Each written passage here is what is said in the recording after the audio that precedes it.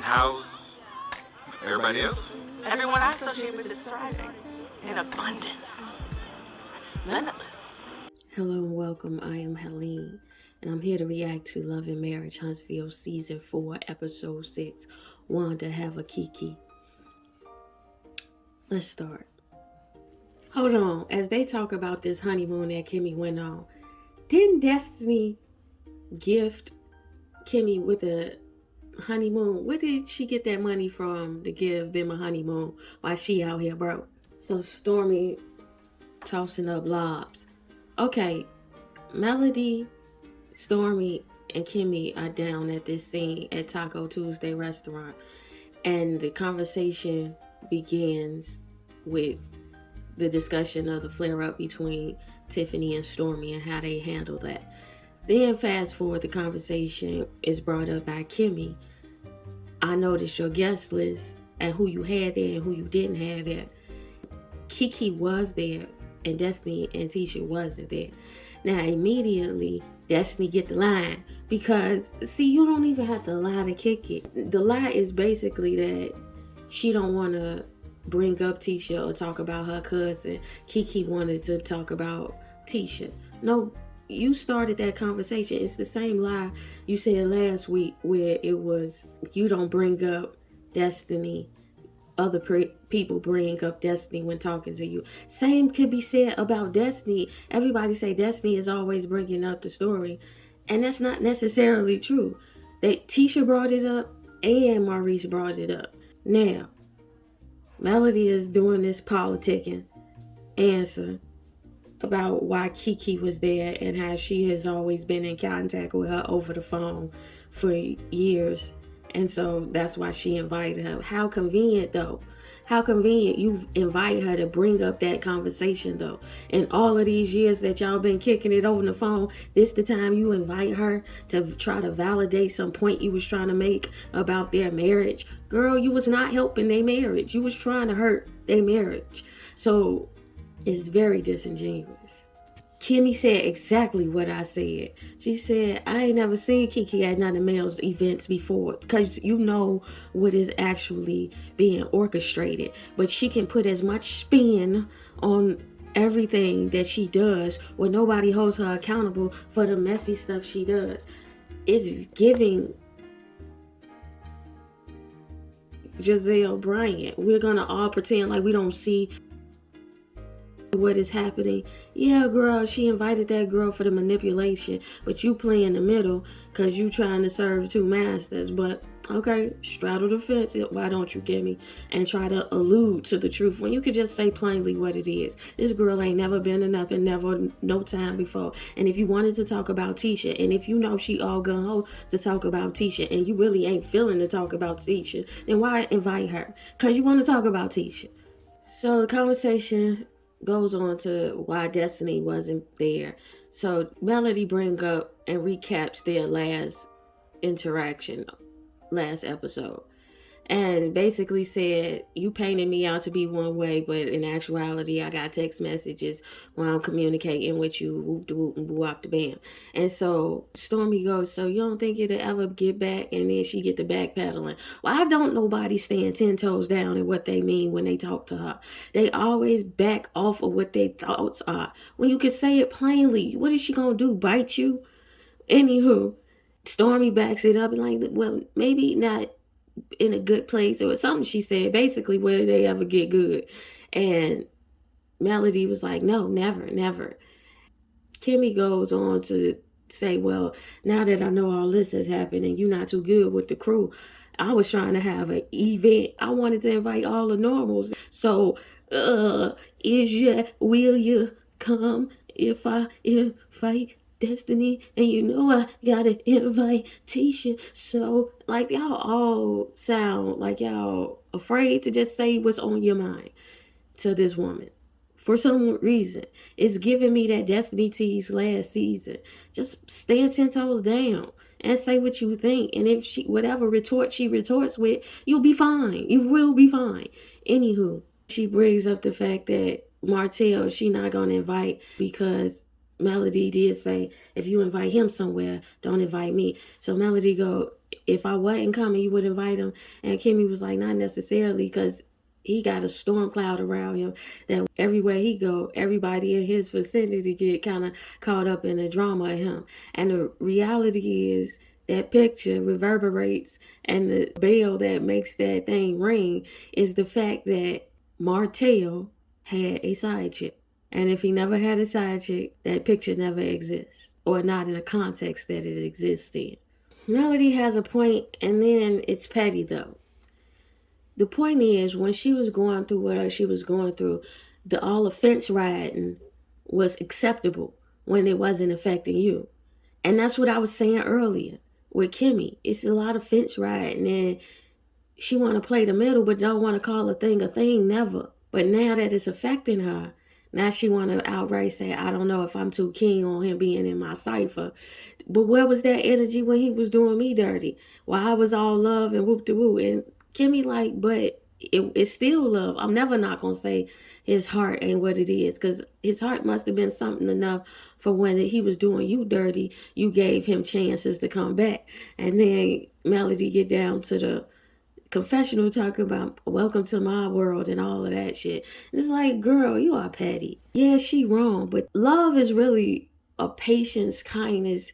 It's a forgiveness. It's a not an invitation to misery. It's a, I wish you'd have heeded my warning. But because you didn't heed my warnings, the effects reverberate with you. And I can't say I muster up the same empathy or sympathy that I wanted for myself. But I don't want you to go through that. Like, I guess she going through it, so you got to give her grace for her pain. But why would you want somebody to suffer with you? If you want to be above it all, and you got coins to make it, friends not to fake it, all of that shit, why is you welcoming people to your misery? Destiny trying to do the spin thing too. You ain't Melody. These people ain't gonna go. She got the spell or some shit. Destiny go down to Martell house and they're discussing Melody. I wish Destiny would just realize what it is and just move accordingly. And from this point forward, leave Melody's name alone. Because those people who are perceiving you doing things for clout is purely based on Melody name. And it's the same way I felt with Martell last season. Dude, stop talking about Melody every time you pull up. If you ain't getting a builder's license or whatever that is, or talking about selling something, you need not be talking about Melody, because it make you look crazy. Because the way that it's rigged, the way it's set up, you cannot discuss her without looking like a hater for some reason. Even if it's consequential to your story that she was a character in that plot, it doesn't matter. You look like a clout chaser.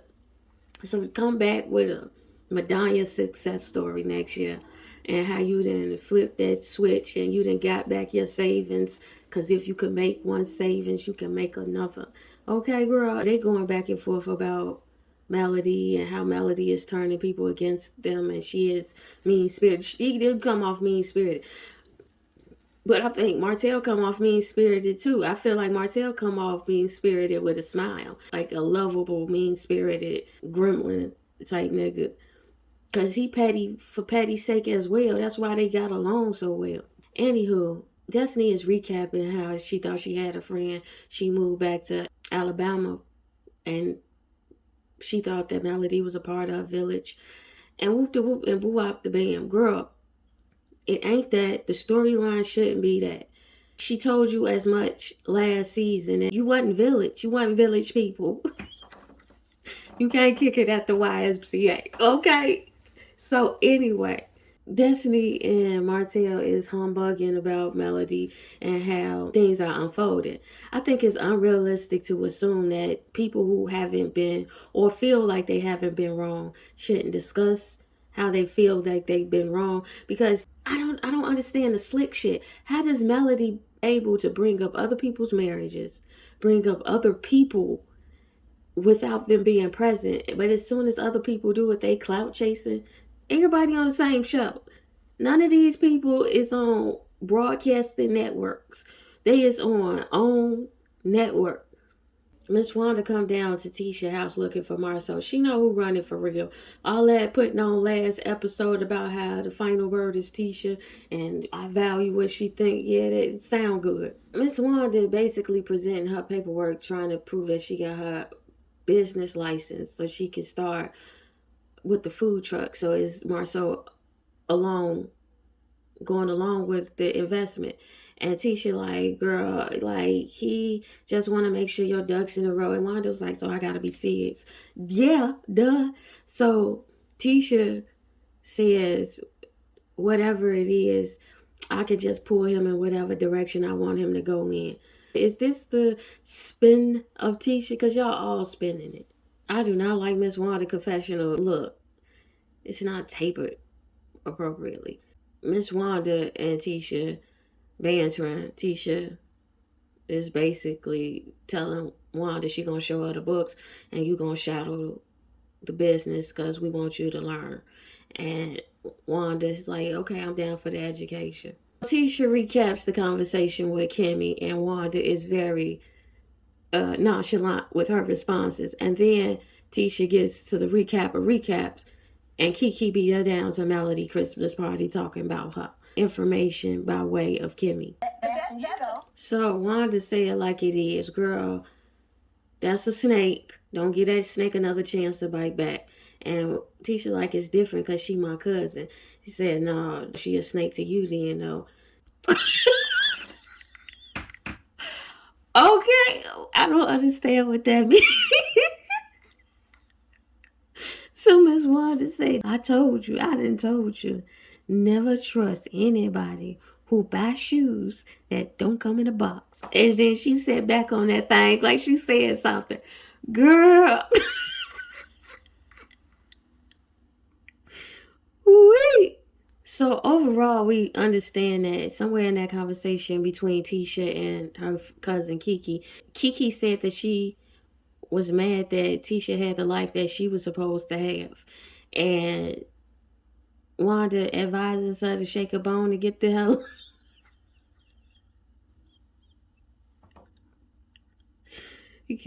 on. Miss Wanda's a hoot.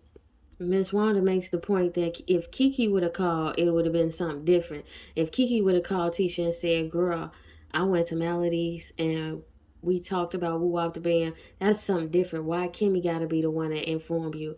But Kimmy starting to look a little different. She not less a snake, but she starting to shed her skin or something to that effect. So they down here to Tiffany and Melody at Tiffany's office. I'm bored with Tiffany. I do not care half the time. But they're discussing having babies and a lot of babies and whoop de whoop. The point of it all, which I said in the way back when she was talking to Stormy, she going to look for her biological father. And she invites Melody come with her to Utah. Miss Wanda then pulled up on Kiki at her house. Kiki down here being extra. Kiki going through this long monologue of how her house ain't up to par because she moving in there. She offered some wine. Wanda like, nah. She was like, I gotta keep it hood rich, so I'm packing the wine I'm drinking. Wanda was like, hood rich or hood bitch. And she was like, nah, I keep the hood bitch in the you. Kiki get right into it. I know why you down here. Me and Teesha had a conversation. Then Wanda said, I heard that you around here going amongst other people talking about Teesha. And that's some snake stuff. Y'all collective group to talk about Teesha and she ain't even there or even invited. That's some snake stuff. And you are part of it by participating in it. Even if you are a pawn to it, you are part of it. Kiki says, no, I'm not. I don't see how you don't see it. Long and short of it, homie brought up the old situation about what happened 5 years ago. So who's backstabbing who? Kiki posed. And Wanda was like, she was talking to a friend. Kiki go, well, I was talking to a friend. And Wanda was like, Melody is not your friend. It's the truth of the matter. Melody isn't your friend, but it's convenient. Both of y'all, see, that's how Melody rigs the game too. Or at least the way editing make it appear she rigs the game. She aligns herself with people. This is art of war. It's kind of cunning. With people who have mutual disdain for a shared target. And for the time being where the mutual benefits exist, she'll be in your cipher. Because it's mighty convenient that Kiki is coming around now. And all the years y'all been talking on the phone, she ain't know where you was at last season or season before last or season before that. Wanda make it plain and say, how long ago was this? You could tell she embarrassed about how long ago it was, about 5 years ago. She barely could get it out, Kiki said. And then Wanda was like, bitch, going back and forth about something that happened 4 or 5 years ago? That's stupid to me. Yeah, it is quite stupid, but apparently it's her cross that she forever is going to tell as her story. So get her up out your cipher. This is some hurt that Kiki got that go deeper than talking about her behind her back. It sounded like they were pitted against each other.